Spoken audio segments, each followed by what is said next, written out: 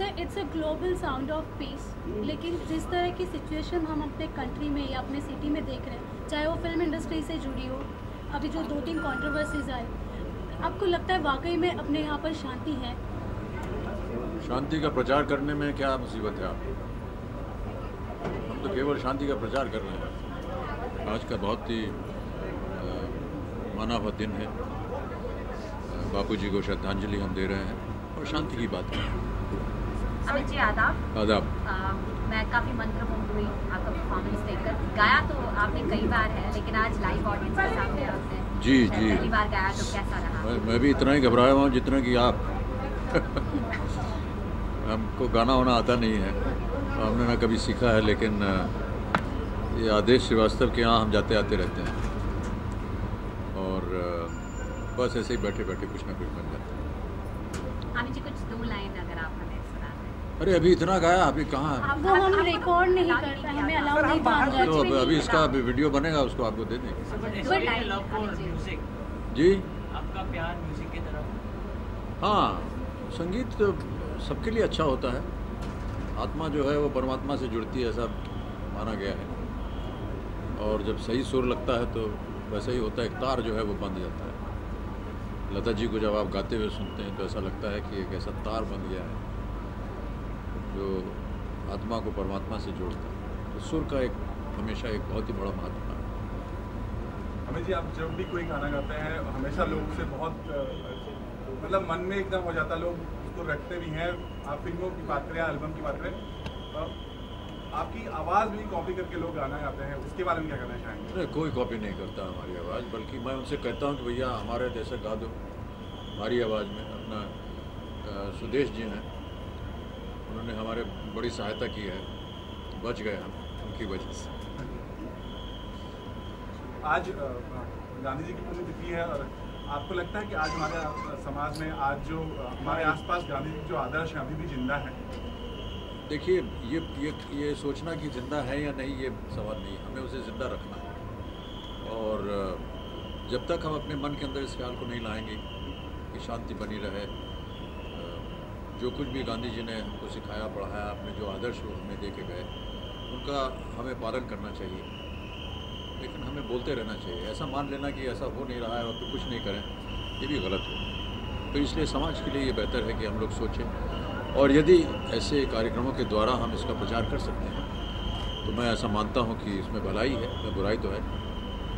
अब जी, एक कलाकार का काम होता है लोगों को एंटरटेन करना, उसमें फ्रीडम ऑफ एक्सप्रेशन में कितनी छूट मिलनी चाहिए, क्या है, ये भी एक बड़ा मुद्दा है। कमल जी की बात करते हैं, कमल जी इतने ज़्यादा खफा है गवर्नमेंट से कि उन्होंने देश छोड़ने की धमकी दे दी है। इसको मैंने फॉलो नहीं किया है। आज के कार्यक्रम से जो बातें संबंधित हों उस पर बात करूँगा।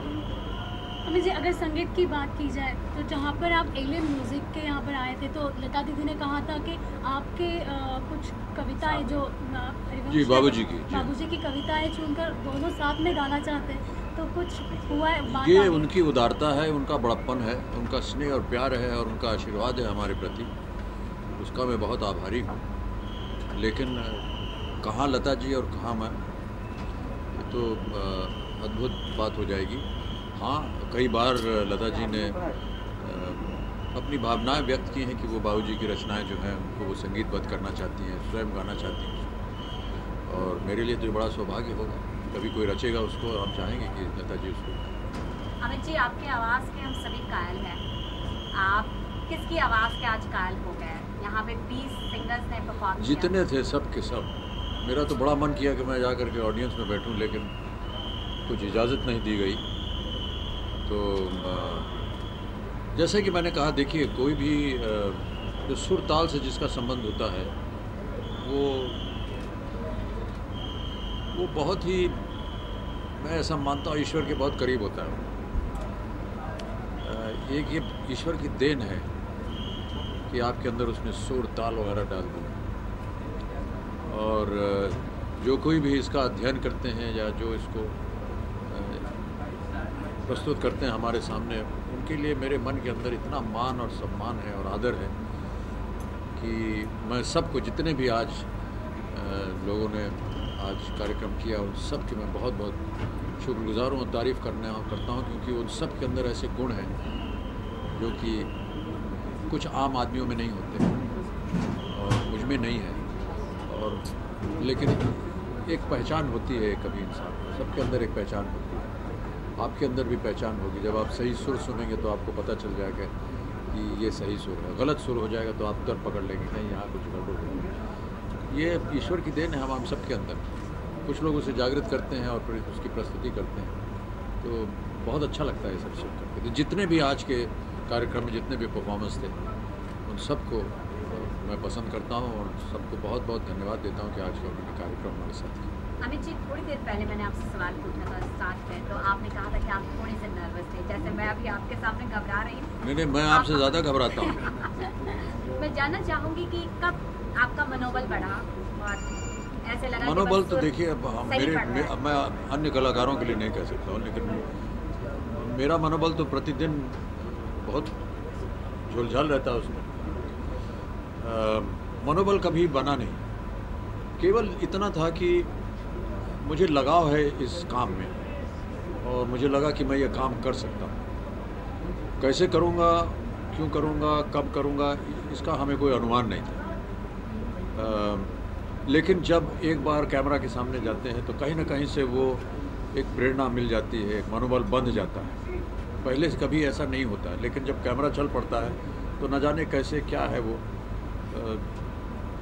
जो करना पड़ता है, वो जो डायरेक्टर हैं, जो निर्देशक हैं, निर्माता, वो कहते हैं ये सही है। हालांकि हम बाद में जब उसे देखते हैं तो हमें हमेशा ऐसा लगता है कि इसमें और परिवर्तन हो सकता था और अच्छी तरह से कर सकते। मनोबल मेरा कभी नहीं बनता, लेकिन हाँ, कभी भी किसी विषय को लेकर के अगर दृढ़ निश्चय कर लिया ये करना है तो फिर उस पर हम पूरा अपना मनोबल लगाएं। सर, आपकी फिल्मों के हर जो भी आपने गाने गाए हैं, हमेशा से लोग जो वहाँ पे रहते हैं, चाहे त्यौहार हो, कुछ भी बजाते हैं, आपसे पर्सनली जानना चाहेंगे आपको अपना सबसे फेवरेट गाना जो आपने गाया कौन सा है? देखिए, एक तो हम गायक हैं नहीं तो हमको हम बता नहीं सकते, तो आप लोग, लेकिन जितने भी बहुत से जितने गाने मुझसे गवाए, जी हाँ, मुझसे गवाए गए हैं वो सब लोक धुन पर आधारित है। चाहे वो मेरे अंगने में हो, चाहे वो रंग बरसे हो, चाहे वो होरी खेले रघुबीरा वध में, ये सब लोकगीत के ऊपर निर्भर है। और एक जो सिलसिला में गाया था नीला आसमान, वो भी एक हिमाचल प्रदेश के लोकगीत से संबंधित है। तो लोकगीत जो होता है वो वहाँ की माटी के साथ मिला हुआ होता है, तो वो हमेशा वो कहीं कोई भी गाएगा और कहीं भी बजेगा तो अच्छा लगेगा। तो उसकी अपनी एक उसका अपना जीवन होता है। और ये सब जितने भी लोकगीत आपने हमसे सुने हैं वो सब बाबूजी गाया करते थे हमारे बचपन से, जहाँ हम रहते थे। कभी होली का त्यौहार हो, कभी कोई त्यौहार, ढोलक वोलक लेकर के बैठ जाते थे, वो गाते थे। वहाँ से मैं सुनता आ रहा था। फिर यहाँ पर कभी हमारे यहाँ होली का त्यौहार हो, ये सब, तो यश चोपड़ा जी और प्रकाश मेहरा जी सब हम लोग साथ में ही खेलते थे। उन्होंने सुना, उन्होंने कहा इसको हमको फिल्म में डालना। मैंने कहा ये तो पागल हो गए, क्यों डाल रहे हैं, लेकिन किसी तरह उन्होंने उसको डाला और फिर वो प्रचलित हो। घर में भी मतलब अभिषेक या जो भी लोग घर में हैं वो लोग को बहुत पसंद आता है, वो लोग भी बोलते हैं कि उनका फेवरेट कौन सा गाना है?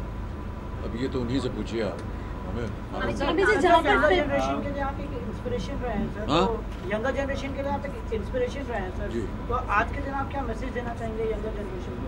बहुत जो अंत में बोला वही कि देश भर में शांति रहे, अपने घर में, अपने इलाके में, अपने देश में, अपने शहर में, विश्व भर में। बापूजी के जो उन्होंने हमको एक विचारधारा दी है उसका प्रचार करें, शांति बनी रहे। बहुत उथल पुथल हो रहा है देश भर में, विदेश भर में, विश्व भर में, और अच्छा नहीं लगता। अमित जी, जहाँ आपने विश्व का नाम लिया, विश्व रूपम सिनेमा को लेके अभी जो कंट्रोवर्सी हुई, प्रोड्यूसर इतने पैसे डालते हैं, ये अभी मैंने कहा कि जो इस आज के कार्यक्रम से संबंधित है उससे प्रश्न। अमित जी, मैं आखिर में आपसे बस इतना जानना चाहूँगी कि ऐ मेरे वतन के लोगों गाने को 50 साल पूरे हो चुके हैं, आप क्या कहना चाहेंगे? इसके पीछे थोड़ा सा इतिहास है और शायद पता नहीं मैंने पहले कहा भी है कि नहीं। मैं वहाँ था जब ये लता जी ने गाया था, नेशनल स्टेडियम दिल्ली में गाया गया था, और मैं उस कार्यक्रम में गया था। ये नहीं बताऊंगा किसके साथ गया था, लेकिन गया था और उस कार्यक्रम में था मैं। और जब कार्यक्रम की तैयारी हो रही थी उस समय भी था। राज कपूर साहब सारे अरेंजमेंट करवा रहे थे, सारे संगीतकार वहाँ बैठे थे, लता जी थी वहाँ पर। और फिर जब ये गाया गया था तो मैंने उसे सुना और बहुत ही सुंदर था ये। और इस तरह का संगीत आजकल अब सुनने को मिलता नहीं, लेकिन मुझे इस बात की खुशी है कि आपकी जनरेशन जो है वो आज भी उस गाने को, उस संगीत को याद करती है और उसकी प्रशंसा करती है। क्या आपकी आंखें नम होती है जब ये गाना बजता है? हमेशा वो, और आज जो गांधी जी का जो भजन है, वैष्णव भजन, जब भी सुनते हैं तो रोटे खड़े हो जाते हैं। Okay guys, thank you so much. Thank you so much mister Bachchan, thank you.